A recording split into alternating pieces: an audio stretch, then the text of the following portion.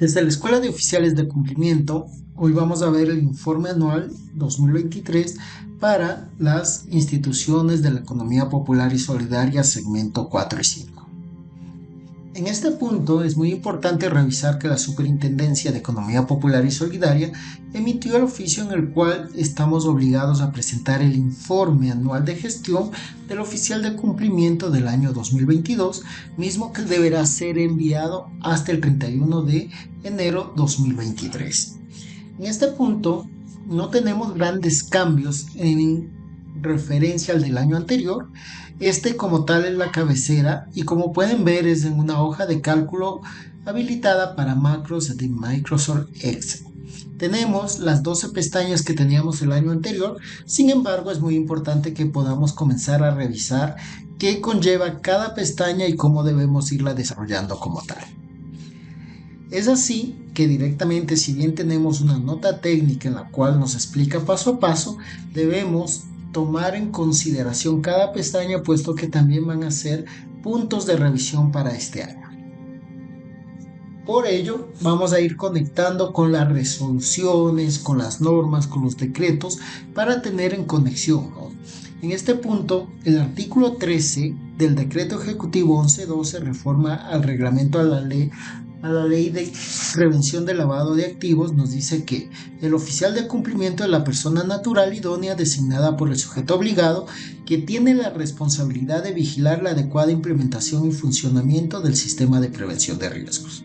Asimismo nos dice que para ser oficiales de cumplimiento tanto titular y suplente, en el caso de ser exigido, como saben, economía popular y solidaria, segmento 1, 2 y 3, en nuestro caso 4 o 5 no es exigido, pero es una buena práctica, deberán aprobar la capacitación impartida por la UAFE primero, para posteriormente a través del sujeto obligado solicitar al respectivo organismo de control su calificación. Una vez calificado el oficial de cumplimiento, el sujeto obligado, en este caso la cooperativa, en el término de 5 días realizará el procedimiento de registro ante la UAFE. No podemos demorar más tiempo. Asimismo, dentro de la resolución 655-2021F, nos dice el artículo 197 que las cooperativas de los segmentos 4 y 5 no están obligadas a tener una unidad de cumplimiento, pero sí un oficial de cumplimiento que ejercerá sus funciones para la prevención del riesgo de lavado de activos y del financiamiento de delitos al menos a medio tiempo, que podrá realizar otras actividades siempre que éstas no estén relacionadas con el área de captaciones u otras que puedan generar conflictos de intereses. Por eso debemos analizar las actividades adicionales que no tengan justamente un conflicto de interés con la prevención del lavado de activos. Luego, resolución de la SEPS del 2021-038, podemos ver que nos habla sobre el registro del oficial de cumplimiento y nos dice que para el registro de los oficiales de cumplimiento titular y suplente, las entidades deberán comunicar su designación a la SEPS en un plazo de 72 horas posteriores a la sesión respectiva y remitir la siguiente información: solicitud de registro suscrita por parte del representante legal en el formato que establece la SEPS, copia certificada de la parte pertinente del acta del Consejo de Vigilancia o del Directorio según corresponda sobre la designación de los oficiales de cumplimiento, direcciones de correo electrónicos personal y de la entidad de los oficiales de cumplimiento, números telefónicos convencional con su respectiva extensión y celular de los oficiales de cumplimiento y dirección del domicilio de los oficiales de cumplimiento. En este caso, la Superintendencia de Economía Popular y Solidaria mantendrá un registro actualizado de los oficiales de cumplimiento calificados y vinculados a las entidades controladas. Asimismo, dentro de la misma resolución nos habla de la actualización de registro y es muy importante que revisemos porque en su gran mayoría tenemos que actualizar este año. Los oficiales de cumplimiento titular y suplente, aun cuando ya están calificados, deberán actualizar sus datos cada 2 años o cuando haya cambiado alguna información de los datos registrados determinados en el artículo 8 de la norma, la que vimos anteriormente, Las entidades, por su parte, deberán informar a la Superintendencia de Economía Popular y Solidaria en un plazo máximo de 5 días posteriores a la desvinculación del oficial de cumplimiento titular y suplente. Entonces, cuando deja de trabajar nuestro oficial de cumplimiento, tenemos ese tiempo máximo para desvincularlo como tal. Con estas primicias, nosotros nos vamos a la pestaña 1, donde vamos a revisar justamente las pestañas que debemos ingresar. En este caso, como estamos hablando del segmento 4.5, no es obligatorio el suplente, por lo tal nosotros tenemos que llenar la primera pestaña. En este caso vamos a ingresar los apellidos, los nombres, el número de cédula del oficial de cumplimiento, la fecha de emisión del comprobante de registro emitido por la SEP cuando nos registraron, y aquí donde nos dice número de código de registro como oficial emitido por la UAFE es el usuario que tenemos para ingresar al sistema SISLAB. Luego nos dicen el 1.2 capacitaciones en prevención de lavado de activos recibidas en el periodo y registradas en la UAFE. Aquí debemos establecer cuántas capacitaciones recibimos y cuántas horas suman. Luego nos pide que si el oficial de cumplimiento cumple o desempeña otra actividad, debemos seleccionar sí o no, y en ese caso establecer en qué área está desempeñando otras actividades el oficial de cumplimiento dentro de la lista de desplegable que nos sale en el archivo. En los casos que nosotros tenemos un oficial de cumplimiento suplente como una buena práctica, seleccionamos sí. En ese caso, el 1.5 y el 1.6 se nos van a habilitar. Cuando señalamos el 1.5 y el 1.6 se nos inhabilitan, por ende ya no tendríamos que llenar estos campos. El 1.6, en este caso, que dice número de personas que conforman la unidad de cumplimiento, medio tiempo y tiempo completo debemos asignar. Por ejemplo, si el oficial de cumplimiento trabaja a medio tiempo, ponemos 1 medio tiempo, 0 a medio tiempo, a tiempo completo. Y con eso damos a guardar y tendríamos esta pestaña. Luego vamos a ver el soporte tecnológico. En este caso, la norma establece en el artículo 225, resolución 637, que las cooperativas de los segmentos 1, 2 y 3, asociaciones mutualistas de ahorro y crédito para la vivienda, cajas centrales y corporación deberán contar con sistemas tecnológicos y procesos automáticos que aseguren el cumplimiento de las políticas y procedimientos definidos y a su vez que generen reportes internos y externos que permitan detectar si una transacción cumple con las características de inusualidades. Además, deberán contar con las medidas de seguridad informática que garanticen la confiabilidad de la información suministrada. En este caso, para el segmento 4.5 no es obligatorio contar con un soporte tecnológico, con una herramienta tecnológica o con un sistema como es más conocido. Es por ello que aquí vamos a la pestaña 2, donde nos dice, ¿contamos con un sistema? Sí, no. En su gran mayoría vamos a poner no. Recuerden que nosotros no estamos obligados a tener una herramienta, pero sí estamos obligados a tener matrices de riesgos y herramientas en Ofimática o en Excel. Cuando nosotros ponemos sistema no, directamente se nos inhabilita todo lo que es el 2.2, 2.3, 2.4 y 2.5. Y directamente nosotros debemos habilitar en Ofimática sí. ¿Qué sucede? Que si yo todavía no he desarrollado mis matrices de riesgos, tengo que poner no. Una vez habilitado en Ofimática, me dice cuenta con señales de alerta electrónica para detección de operaciones. Mi respuesta va a ser sí o no dependiendo de cómo estén mis herramientas. Verifique el inicio y durante la relación contractual si las contrapartes se encuentran incluidas en la lista de control. Sí, no. Posteriormente vamos a revisar en qué listas estamos revisando y si tenemos unas listas adicionales podemos especificarlas. Asimismo nos dice que señalemos si nuestro formulario de origen y destino de fondos es automático o manual y aquí podemos seleccionar directamente de nuestra lista o de nuestro desplegable. Ya por último nos dice en el 2.9 que la información generada en el ejercicio de prevención es gestionado de acuerdo a principios normativos de administración de la información, sí o no. Y esto habla mucho sobre la privacidad, sobre el tema de la confidencialidad de la información, si tenemos un espacio para archivar y si manejamos todos estos procesos. Entonces, directamente con eso nosotros estaríamos cruzando y estaríamos manejando todos estos parámetros.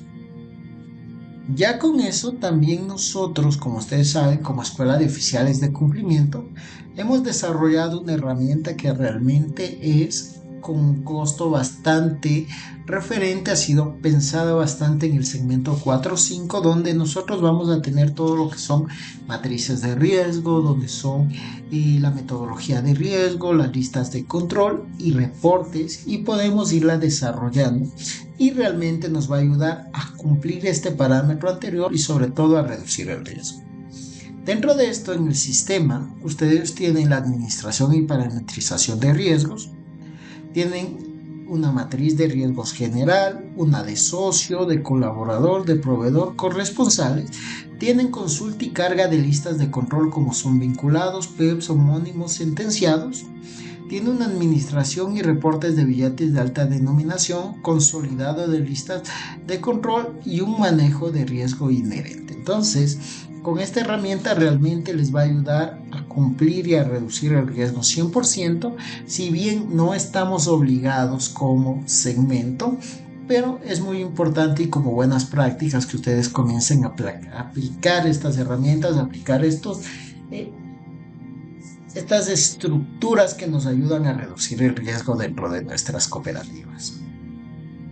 Luego, ya pasando a la siguiente pestaña, resolución 2022-049, nos habla sobre el manual de lavado de activos y nos dice que es el documento en el cual constarán las políticas, procedimientos y controles que adoptará la entidad y dispondrá de los mecanismos para la administración del riesgo de lavado de activos y financiamiento de delitos. Asimismo, nos dice que su implementación podrá ser verificada mediante supervisiones in situ, extra situ o de acuerdo con el mecanismo que para este fin establezca la superintendencia. El manual de lavado de activos y financiamiento de delitos deberá ser elaborado por la entidad de acuerdo con la guía que proporcione la superintendencia. Tanto el manual como las actualizaciones que se realicen deberán estar registradas en este organismo de control. Debemos considerar y debemos recordar que la norma establece que nosotros debemos actualizar nuestras herramientas al menos cada 2 años cuando existe un cambio normativo o cuando la entidad así lo requiere. En el mes de diciembre, según resolución de la Junta de Política Financiera 049, nos emitieron un cambio de resolución, por ende este año debe hacerse una actualización. Y adicional que ya se está trabajando en una reforma a la Ley de Prevención del Lavado de Activos y debemos tener bastante en consideración. Es así que en la pestaña 3 nos habla sobre el Manual de Prevención del Lavado de Activos y el Código de Ética. Y nos pide que registremos el número de acta, fecha de la última aprobación realizada del Manual de Prevención del Lavado de Activos, número de acta del Consejo de Administración, fecha de aprobación y fecha de último registro en la CENTE, que tenemos esos documentos. Luego nos pide sobre el código de ética, el número de acta de aprobación y la fecha en que fue aprobada. Asimismo nos pide sobre los empleados de la entidad que han recibido el manual de prevención de lavado de activos y se han comprometido a su cumplimiento, por lo tanto debemos ya comenzar a elaborar las actas de entrega-recepción. Nos pide o nos solicita indicar si entregamos a nuestros empleados y cuántos empleados recibieron el manual y se comprometen. Asimismo, nos pide la misma información sobre los administradores, quiénes lo recibieron y si se comprometieron al cumplimiento del mismo. Ya por último, dentro de esta pestaña nos pregunta si hemos capacitado en gestión de control y prevención de lavado de activos y financiamiento de delitos como el terrorismo al personal y administradores de la entidad, si capacitamos, sí o no, a cuántos administradores y a cuántos empleados. Recordemos que es una obligación del oficial de cumplimiento gestionar las capacitaciones en prevención de lavado de activos dentro de sus funciones anuales. Con eso terminaríamos la pestaña 3. Luego ya nos vamos a el artículo 196, que nos habla sobre el Comité de Cumplimiento de la Resolución de la Junta de Política y Regulación Financiera 049 de diciembre, y nos dice que las entidades contarán con un comité formado por funcionarios de alta responsabilidad, cuya función principal será la de velar por la aplicación de las políticas y procedimientos de control para mitigar el riesgo de lavado de activos y financiamiento de delitos como el terrorismo. Asimismo, nos habla sobre las funciones de la auditoría y nos dice que los auditores internos y externos evaluarán los sistemas de prevención de riesgos de lavado de activos. Las observaciones y recomendaciones serán comunicadas a los administradores de la entidad. La auditoría interna o el órgano que haga sus veces evaluará semestralmente en las cooperativas de los segmentos 4 y 5 el cumplimiento de estas normas y las relacionadas con prevención de lavado de activos y financiamiento de delitos como el terrorismo. La evaluación incluirá el pronunciamiento sobre las metodologías implementadas por las entidades para mitigar el riesgo de lavado de activos y del financiamiento de delitos como el terrorismo. Asimismo, nos dice que la auditoría externa entregará hasta el 30 de abril del siguiente año a la superintendencia, a la administración y al oficial de cumplimiento de la entidad un informe sobre el cumplimiento de esta norma y normas relacionadas con la prevención del lavado de activos y financiamiento del delito como el terrorismo. Dicho informe incluirá también una opinión respecto de la implementación del sistema de prevención de riesgos de lavado de activos y financiamiento de delitos como el terrorismo y los controles definidos para prevenirlos. Los informes de auditoría interna y externa detallarán el nivel de cumplimiento del proceso de debida diligencia aplicado a cada contraparte, de acuerdo con los procedimientos establecidos para tal efecto por cada entidad. Entonces, ya nos da estos parámetros y ya nos incluye a la prevención del lavado de activos dentro de las auditorías. Y es con eso que nos vamos dentro de la pestaña 4.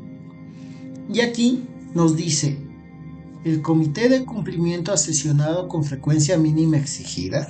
Recuerden que para el segmento 4.5, el comité de cumplimiento está integrado por un miembro del consejo de administración, el gerente y el oficial de cumplimiento. Asimismo que las reuniones deben ser trimestrales. Por otro lado, nos dice que si en los informes emitidos por auditoría y consejo de vigilancia se han levantado observaciones asociadas al subcomponente de riesgo de lavado de activos. Si no, y en el caso de sí, ¿cuál fue el rol que nos observó o nos dio alguna observación sobre las actividades? Finalmente, dentro de esta pestaña nos dice que indiquemos si los cargos u órganos citados cumplen a cabalidad con sus funciones y responsabilidades previstas en la norma de prevención de lavado de activos.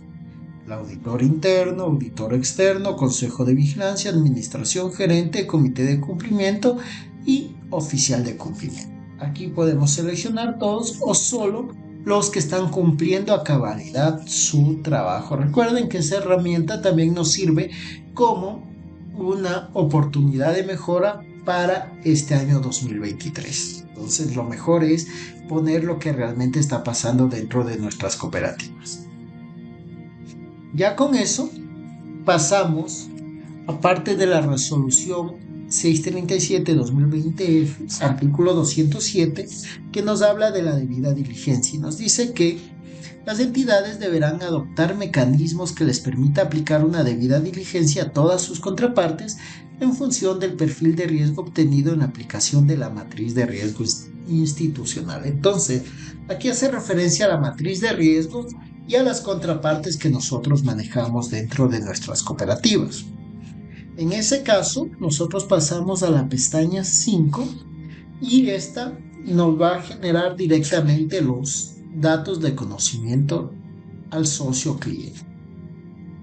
En una primera instancia nos dice mantenemos procesos para determinar la identidad y actividades de socios y clientes, personas naturales, objeto social de las personas jurídicas, sí, no.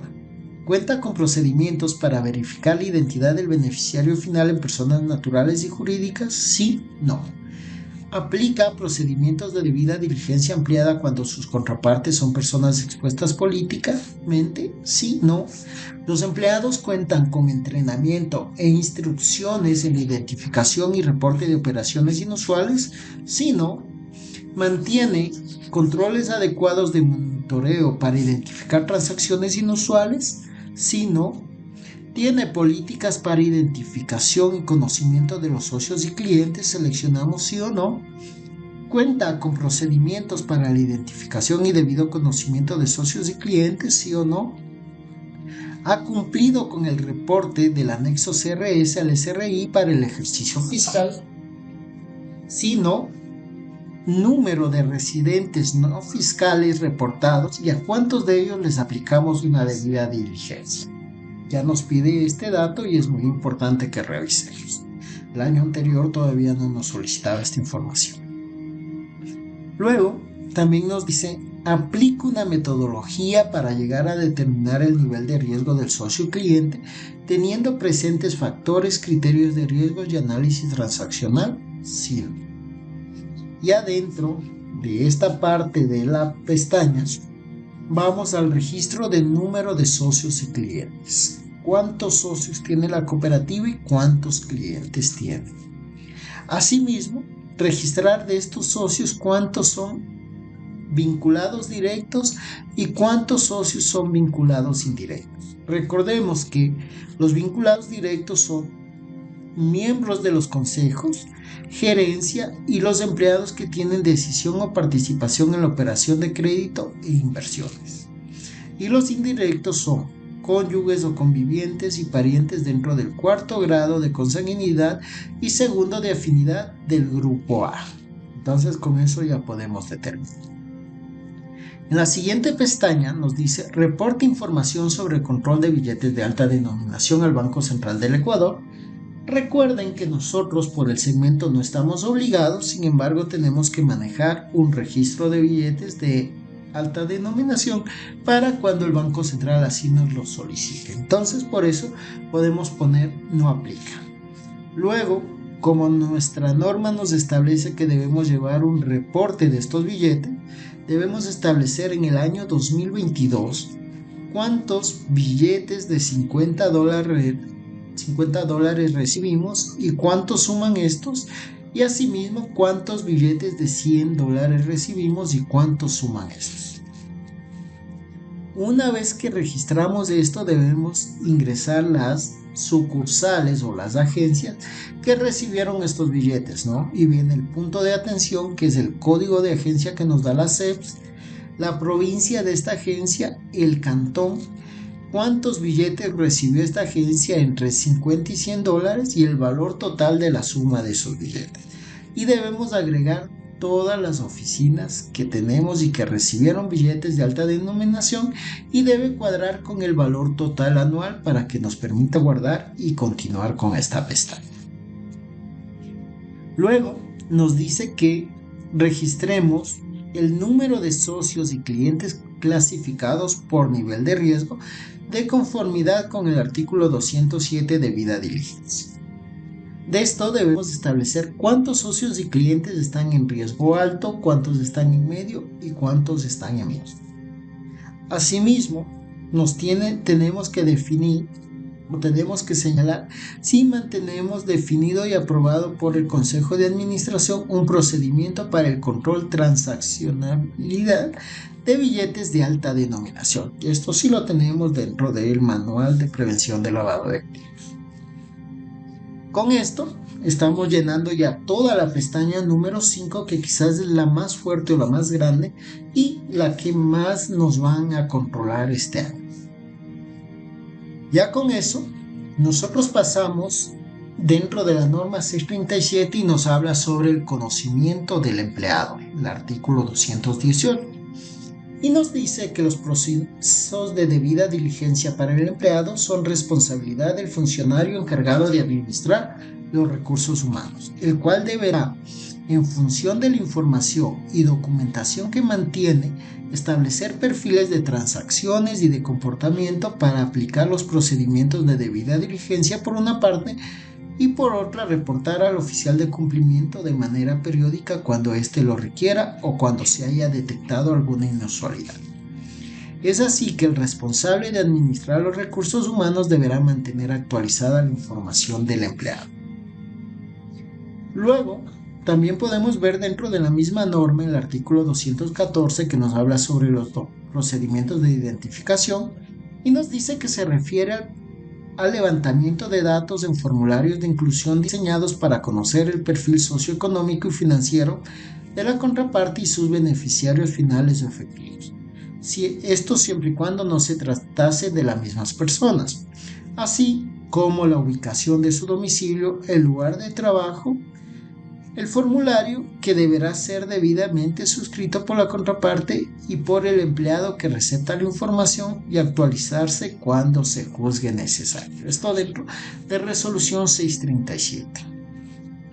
Asimismo, nos habla la misma resolución de los procesos de acreditación dentro del artículo 216 y nos dice que las entidades tendrán como respaldo de la información de las contrapartes como mínimo en el caso de los empleados, la hoja de vida y la situación patrimonial tanto al inicio como al término de la relación laboral y declaración de no haber sido condenado por el cometimiento de delitos relacionados con lavado de activos y financiamiento de delitos como el terrorismo. Ya con estas primicias, con estos artículos, nosotros pasamos al área de capacitación, el artículo 228.1, que fue determinado dentro de la resolución de diciembre de la Junta de Política y Regulación Financiera 049 y nos dice que la entidad deberá diseñar programas y coordinar planes de capacitación sobre el sistema de prevención de riesgo de lavado de activos y del financiamiento de delitos como el terrorismo dirigido a todas las áreas, sus funcionarios y empleados. Asimismo nos dice que los programas de capacitación deben considerar como mínimo lo siguiente: periodicidad, es decir, deben impartirse al menos una vez anualmente a todos los colaboradores, miembros de los consejos, mantener un objeto, alcance y medios utilizarse y mecanismos de evaluación de conocimientos sobre la capacitación impartida. Asimismo, nos dice que la entidad deberá contar con los documentos que evidencien la ejecución de los programas de capacitación.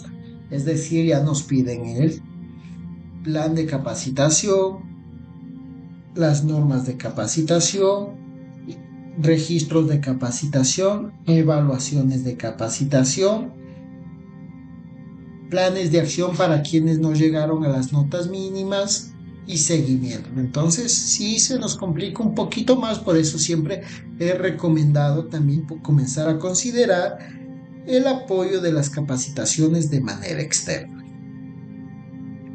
Es así que con esto entramos ya a la pestaña 6, en la cual nos habla ya del conocimiento del empleado administrador y nos dice que registremos cuántos empleados y administradores tenemos. Si bien vamos a ver que dentro de la mayor parte de cooperativas los administradores están bajo facturación, bajo prestación de servicios, por el carácter, las funciones debemos registrarlos aquí y deberíamos aplicar debidas diligencias para empleado administrador. Luego nos dice si nosotros realizamos el análisis de variación patrimonial a los empleados y administradores y con qué frecuencia. Recuerden que nosotros pedimos la declaración patrimonial, pero no se queda en el documento, sino que tenemos que hacer un balance, un análisis de variación patrimonial para justamente evitar el personal semilla. Luego nos indica la pestaña si nosotros contamos con políticas para identificar y acreditar el conocimiento de los empleados y administradores. Si hemos definido procesos para aplicar una debida diligencia empleada y reducido a los empleados y administradores. Si realizamos un análisis del perfil transaccional de empleados y administradores y con qué frecuencia. Si tenemos una metodología de riesgo aprobada para identificar el nivel de riesgo de cada empleado y administrador, cuándo fue la fecha de la última actualización de esta metodología, y finalmente que registremos si tenemos sanciones impuestas a los empleados y administradores por incumplimiento en lavado de activos y financiamiento de delitos, y a su vez cuántos empleados fueron sancionados o cuántos administradores. Recuerden que mientras vamos llenando este archivo, si en el caso no tenemos, debemos poner 0 para que nos deje guardar y continuar con la pestaña. Y es así que ya pasamos al artículo 193 de la resolución 637, donde vamos a ver un poquito los procedimientos para identificar a contrapartes y a las transacciones. Y asimismo nos dice que las entidades contarán con procedimientos claramente definidos para conocer la identidad de sus socios, administradores, corresponsales, proveedores, empleados y demás contrapartes, así como el origen de recursos con los que se realizan las respectivas transacciones. Entonces este artículo como tal es genérico para todas nuestras contrapartes, pero es muy importante que lo revisemos para la siguiente pestaña. Es así que aquí entramos a la página 7 o a la pestaña 7, que es el conocimiento del proveedor, y nos dice si tenemos políticas de debida diligencia implementadas para el control de los proveedores con los cuales mantenemos relación. Si contamos con procedimientos para la identificación y acreditación de los proveedores, si evaluamos el cumplimiento de los requisitos legales a los que está sujeto el proveedor para asegurar que esté calificado como tal antes de su vinculación, si manejamos expedientes individuales por proveedor, los cuales son conservados de acuerdo a lineamientos normativos de administración de información, si contamos con una metodología de riesgo aprobado para identificar el nivel de riesgo de cada proveedor y cuál fue la fecha de su última actualización. Asimismo, nos pide información sobre cuántos proveedores con contrato de prestación de bienes o servicios mantenemos, y de estos cuántas son personas naturales y cuántas personas jurídicas. Ya por último nos dice que dentro de nuestros proveedores con contrato de prestación de bienes y servicios que mantenemos, cuántos son empresas nacionales y cuántas son empresas internacionales. Recuerden que si no tenemos, por ejemplo, empresas internacionales, debemos poner 0 para que nos permita guardar y continuar con nuestro archivo. Ya con esto nosotros hemos avanzado 7 de 12 pestañas, y si se dan cuenta realmente no es algo complejo. Debemos ser muy sinceros e ir ingresando lo que tenemos. Recuerden que, como les había dicho al inicio, este año tenemos que hacer una reforma, tenemos que elaborar un nuevo manual. Entonces, si no tenemos metodología, si no tenemos ciertos procesos, nos cae súper bien porque vamos a ir ajustándonos, y de paso que este informe anual nos va a ayudar a que nosotros determinemos lo que tenemos y lo que nos falta por hacer el próximo año. Ya con eso nosotros nos pasamos y todavía seguimos en resolución 637. Dentro de las pestañas ustedes podrán ver en el lado inferior derecho que está conectada con la resolución para que ustedes puedan consultarla. Y en el artículo 217 nos habla sobre procedimiento adicional con corresponsales y otras contrapartes. Y nos dice que las entidades que mantengan relaciones de corresponsalía o acuerdos de servicio con empresas remesadoras de dinero, fiduciarias o con otras entidades de la economía popular y solidaria, deberán incluir en los respectivos convenios las responsabilidades de las partes sobre la aplicación de procedimientos para la prevención del lavado de activos y financiamiento de delito como el terrorismo, sin perjuicio de que se realicen aquellos que consideren pertinentes, aun cuando pudieran duplicarse. Es decir, que podríamos aplicar nosotros una debida diligencia y nuestra contraparte otra adicional al mismo socio cliente. Asimismo nos dice que previo al establecimiento de relaciones comerciales con las entidades de servicios auxiliares del sistema financiero nacional, recordemos que hay una norma para las empresas de servicios auxiliares, en los casos que realicen actividades transaccionales y las empresas que realicen remesas de dinero y giro postal deberán cerciorarse que aquellas cuenten con permiso y autorizaciones otorgadas por el Banco Central del Ecuador, control que estará a cargo del oficial de cumplimiento respectivamente.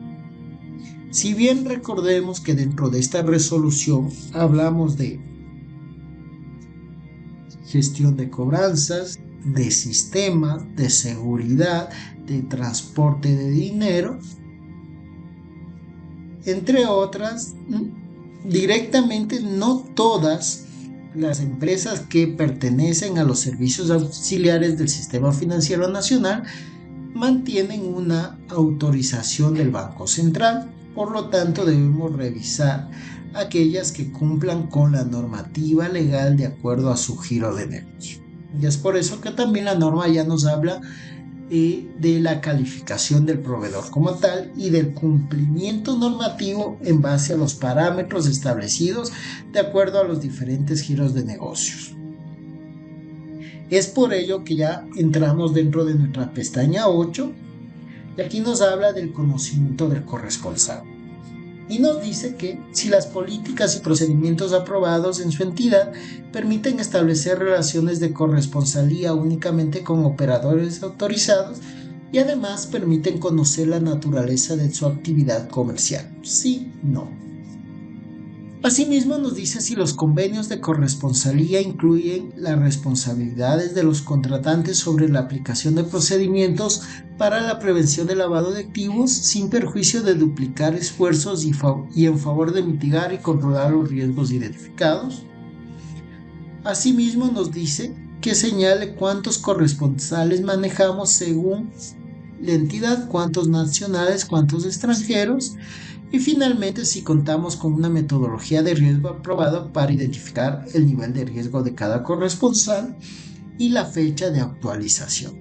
En este caso, si nosotros al ser segmento 4 o 5 no mantenemos corresponsalía, en las dos primeras pondríamos no, en la tercera pondríamos 0 en los dos y en la metodología pondríamos sí y la actualización, porque recuerden que en nuestro manual se incluyeron la metodología para todas las contrapartes.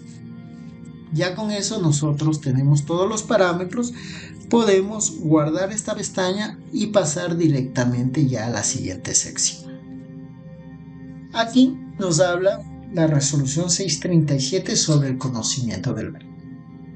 Y nos dice el artículo 219 que con el fin de fortalecer el conocimiento de la contraparte y el medio en que se desempeña, el personal de las áreas comerciales y de negocios debe conocer y monitorear las características particulares del entorno en el cual opera, tipo de negocios, grado de desarrollo de la zona, nivel de ventas, vecinos del sector y otros elementos que juzguen necesario.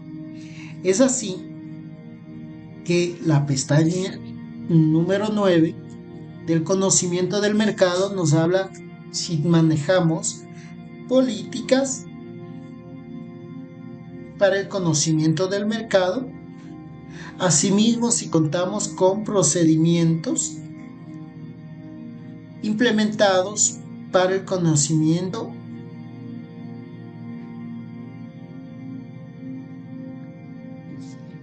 del mercado.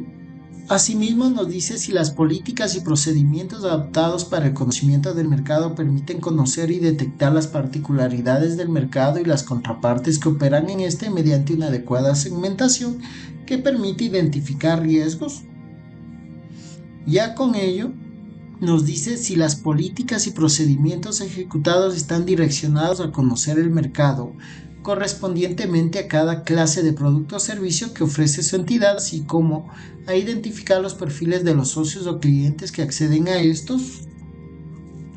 Luego nos habla sobre el criterio principal de segmentación de mercado definido y tenemos una lista desplegable para seleccionar.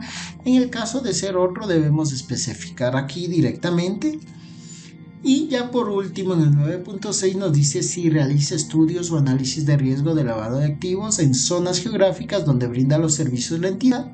Si no, cuántos estudios se realizaron y la periodicidad. Recuerden que desde la Escuela de Oficiales de Cumplimiento el año pasado hicimos el primer encuentro de oficiales de cumplimiento, valga la redundancia, para analizar esto, para hacer el primer estudio. Y este año también lo vamos a trabajar. Esperamos que este año ya sea presencial, pero ya pueden ir registrando eso. Y los que no ingresaron, que estén atentos para el que se viene. Y con eso ya estamos en la pestaña 9 de 12 y hemos avanzado ya más del 75% de nuestro informe anual, y como pueden darse cuenta no es complejo. Ya con eso nosotros nos pasamos a la resolución 637, funciones del oficial de cumplimiento, y aquí es muy importante porque esto realmente sí nos van a considerar y nos van a llamar la atención, y sobre todo nos van a revisar a detalle, ¿no? Y es muy importante que nosotros estas funciones las conozcamos, pero de memoria sepamos lo que tenemos que hacer y debemos saber cómo irlos cumpliendo. Es así que dentro de las funciones nos dice: la primera es proteger a la entidad del riesgo de lavado de activos y financiamiento de delitos como el terrorismo. 2. Proponer medidas para mitigar el riesgo de lavado de activos y financiamiento de delitos como el terrorismo. 3. Cuidar que la entidad cumpla en todo momento con las disposiciones legales, regulaciones, resoluciones, políticas internas y procedimientos correspondientes. 4. El estricto cumplimiento de las disposiciones legales y reglamentarias relacionadas con la prevención del lavado de activos y financiamiento de delitos como el terrorismo. 5. Recomendar políticas, procedimientos, estrategias, así como proponer medidas para mitigar el riesgo de lavado de activos y financiamiento de delitos como el terrorismo al Consejo de Administración o Directorio y a la administración de la entidad. Esto para fortalecer el control interno en la prevención. Las recomendaciones serán específicas y entregadas por escrito con copia al comité de cumplimiento. 6. Verificar el cumplimiento de las políticas de debida diligencia. Recuerden que el oficial de cumplimiento no aplica las debidas diligencias, pero sí verifica y controla el cumplimiento. 7. Elaborar, actualizar y someter a conocimiento del comité de cumplimiento el código de ética y manual de prevención del lavado de activos. Tenemos una sección sobre esta y este año debemos estar atentos para las actualizaciones. 8. Ejecutar los controles establecidos en el Manual de Prevención del Lavado de Activos y Financiamiento de Delitos. Realizar un monitoreo periódico de perfiles de clientes socios y ejecutar los controles de las operaciones de transacciones llevadas a cabo. 9. Poner a conocimiento de la entidad el Manual de Prevención del Lavado de Activos y Financiamiento de Delito, sus modificaciones, y asesorar a las distintas áreas de la entidad sobre la implementación de procedimientos correspondientes. 10. Elaborar bajo los parámetros que establezca la superintendencia el plan de trabajo para la prevención del lavado de activos y financiamiento de delitos como el terrorismo, someterlo a aprobación del Consejo de Administración o del Directorio en el caso de corporación, y ponerlo a conocimiento de la superintendencia hasta el 31 de diciembre del año anterior a su ejecución. 11. Monitorear permanentemente las transacciones que se realizan en la entidad a fin de detectar oportunamente la existencia de operaciones inusuales e injustificadas.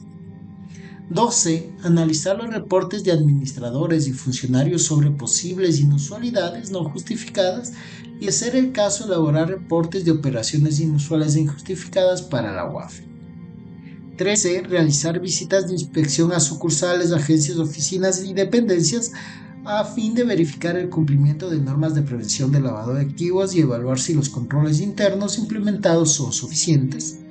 14. Presentar informes mensuales de su gestión al comité de cumplimiento, los cuales al menos incluirán la estadística de reportes sobre el umbral de los $10,000, una descripción de los reportes de operaciones inusuales e injustificadas que fueron aprobados por el comité de cumplimiento y remitidos a la UAFE, un acápite sobre el cumplimiento de los planes de acción de auditoría interna y externa según corresponda, una opinión sobre el riesgo inherente y residual para el control de nuevos productos y servicios a implementarse y las novedades registradas en el cumplimiento de políticas y procedimientos de prevención del lavado de activos.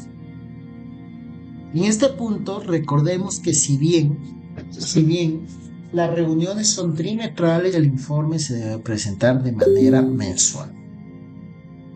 Luego, tenemos en el artículo 15, elaborar el documento metodológico que contenga el análisis de los factores y criterios para determinar los niveles de riesgo de lavado de activos y financiamiento de delitos como el terrorismo y presentarlo para el conocimiento y aprobación del Comité de Cumplimiento.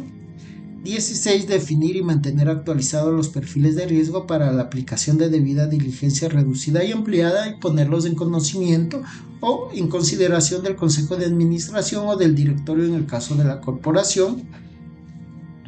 Y 17. Elaborar la matriz de riesgos para cada contraparte para identificar, evaluar, controlar y monitorear los riesgos a los que está expuesta la entidad. Estas 17 funciones están dentro de la resolución 637.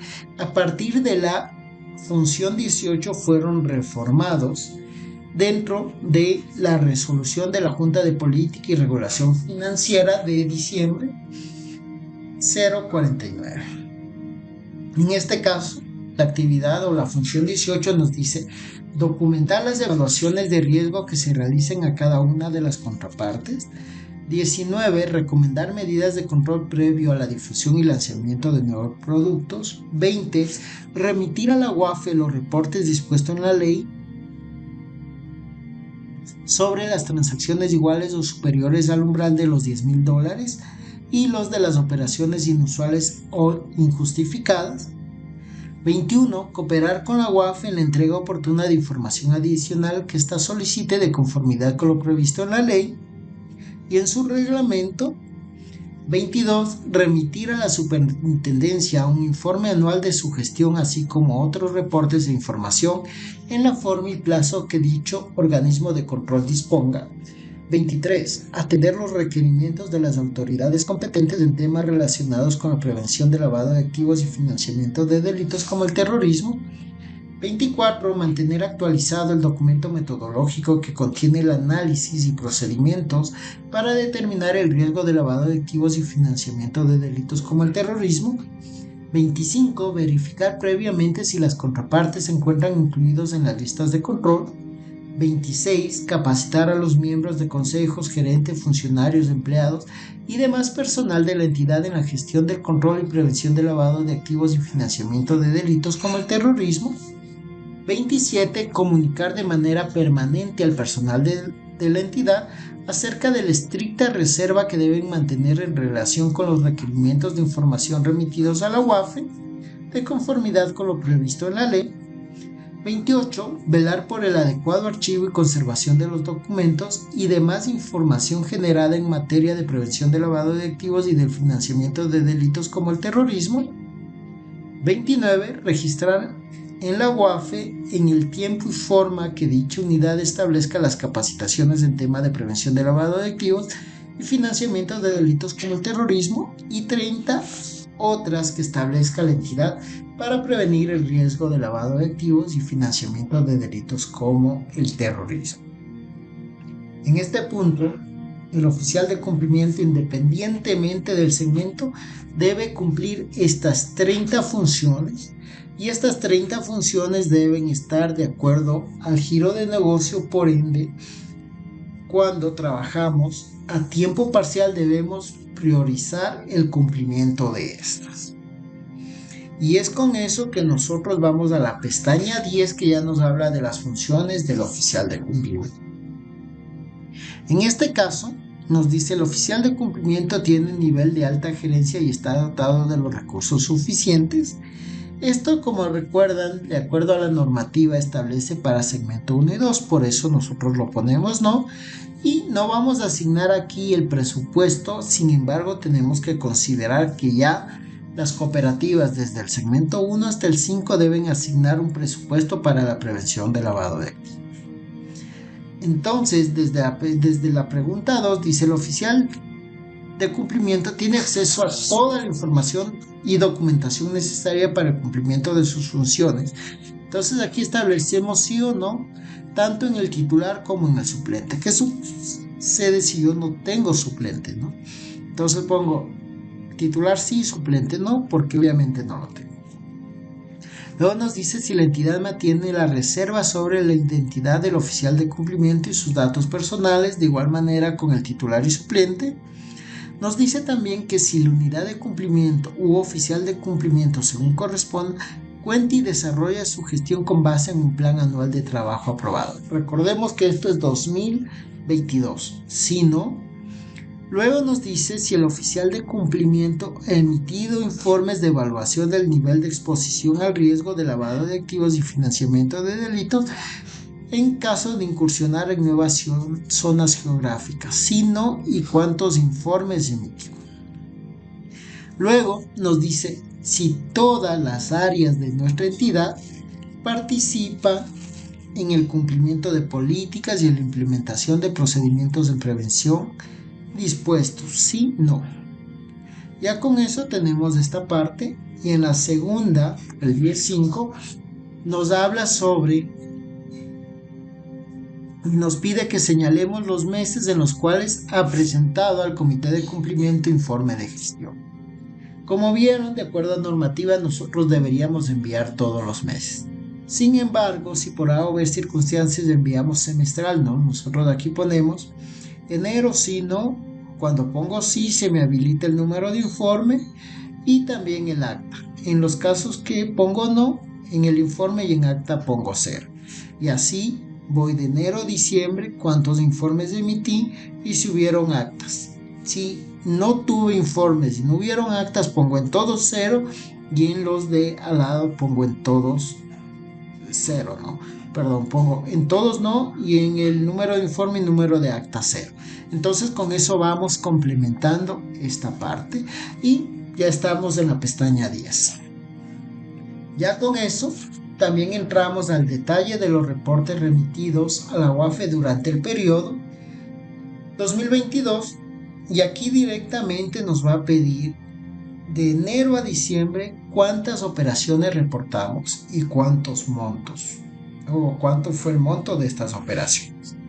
Entonces, cuando nuestro sistema nos saca directamente la cabecera y el detalle, debemos abrir la cabecera, buscar la sección que nos dice OP y al lado nos da un número, y TRA nos da un monto, y así vamos poniendo en enero cuántas operaciones, cuál fue el monto de esas, febrero, marzo, abril, mayo, junio, julio, agosto, septiembre, octubre, noviembre y diciembre. En el ROI o ROS, como se llama hoy en día, si emitimos alguno ponemos cuántos, caso contrario ponemos 0 en todos y sellamos el 11.1. Ya en el 11.2 nos dice si hemos desvinculado socios y clientes por alertas generadas en prevención de lavado de activos, si no, y el número que fueron desvinculados. Posteriormente, si hemos detectado nuevas tipologías en operaciones inusuales e injustificadas en el transcurso del año, si no. En el caso de haber identificado sí, cuántas nuevas tipologías, y abajo debemos detallarlas, ¿no? Separado por comas. En el caso de no, directamente ponemos al lado 0 y no ponemos nada en el detalle de las tipologías. Y con eso guardamos y hemos llegado a la pestaña número 11. Luego ya continuamos y vemos la resolución 637. Como se han podido dar cuenta, en este caso nos hemos movido de resoluciones que son conexas para el lavado de activos y para el cumplimiento del oficial de cumplimiento, valga la redundancia, de manera obligatoria. Y en este caso la resolución 637, artículo 205, nos habla sobre la metodología con enfoque basado en riesgos, y nos dice que las entidades deben elaborar y aplicar metodologías que permitan segmentar los factores de riesgos e identificar el riesgo de lavado de activos y financiamiento de delitos como el terrorismo y los riesgos asociados a cada factor de riesgo señalado. Nos dice que la metodología es la sucesión de procesos lógicos documentados entre sí para un propósito verificable, comprobable, operativo y fidedigno para el desarrollo de la administración de riesgos de lavado de activos y financiamiento de delitos como el terrorismo. Por lo que deberá permitir identificar clientes, productos, servicios, canales y zona geográfica, establecer perfiles transaccionales de comportamiento y de riesgo, aplicar procesos de detección de operaciones y transacciones inusuales e injustificadas y, de ser el caso, enviar reportes a la UAFE. Es por eso que ya nuestra pestaña número 12 nos habla sobre la matriz de riesgos de lavado de activos. En este caso nos pregunta si nuestra entidad cuenta con una matriz de riesgos de lavado de activos, sí o no. Nos solicita que indiquemos cuál es la metodología utilizada para el desarrollo de nuestra matriz de riesgos. Aquellos que trabajaron con nosotros en las matrices es ISO 31000. Luego nos dice señala el criterio utilizado para la elaboración de matriz de riesgos. De igual manera, los que trabajaron con nosotros va en el tema de procesos. Y finalmente nos dice que detallemos el número de eventos levantados por nivel de riesgo considerando los riesgos inherente y residual. ¿Cuántos eventos nosotros analizamos en el nivel de riesgo alto, medio y bajo? Esto en el caso inherente y después de la aplicación de la actividad, del plan de acción, de las actividades para enfrentar el riesgo, ¿cuál fue el riesgo residual que quedó de esto? Si no levantamos ninguno, de igual manera ponemos 0 en las 6 secciones y damos guardar, y con eso ya nos permite continuar, validar para poder enviar nuestro informe anual de prevención de lavado de activos. En este caso sería todo por el tema del informe anual de prevención de lavado de activos para segmento 4 y 5. Recuerden que aquí tienen los contactos de la escuela para que puedan solicitarnos cualquier información, cualquier dato, cualquier duda. Estamos para ayudarles. Como siempre, les pedimos que nos sigan en el grupo, que den a seguir en el canal de YouTube y que estén atentos a las nuevas capacitaciones que vamos a subir por este medio, así como las capacitaciones que vamos a ir dando mes a mes en prevención de lavado de activos. Muchísimas gracias y estamos en contacto.